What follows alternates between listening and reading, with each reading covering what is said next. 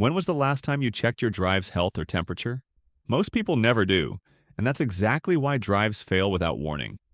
High temperatures can slow your system down, and poor health can lead to data loss, sometimes instantly.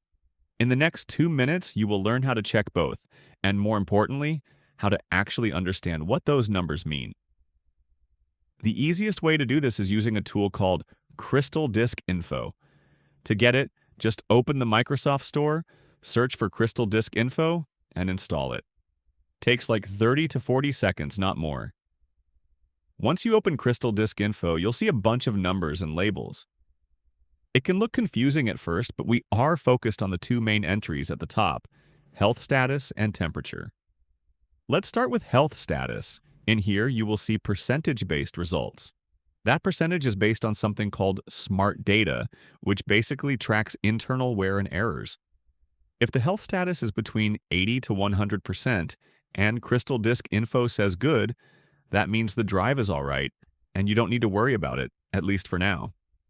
If the percentage is low, say under 50%, and it reads caution or bad, you should back up the data. Don't wait for it to drop to zero. Drives don't give second chances. If you can, order a replacement in advance. Next is temperature. This is the temperature your drive is operating at, and it's sourced from sensors. If you see 30 to 50 degrees Celsius, that's normal.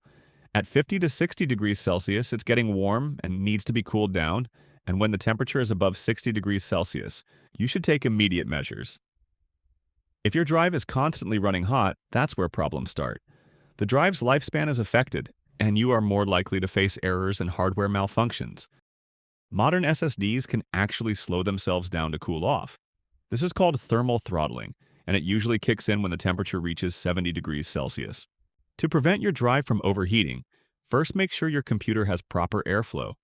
Don't block the vents. Clean out dust if it's been a while.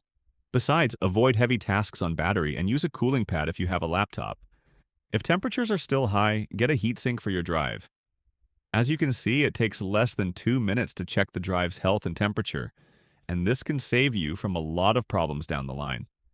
Make it a habit to check that every once in a while, say every month or so. That's all for now. If you learned something new, hit the like button, share this video with others, and subscribe to Tech in Moments so you never miss a quick, smart tech tip again.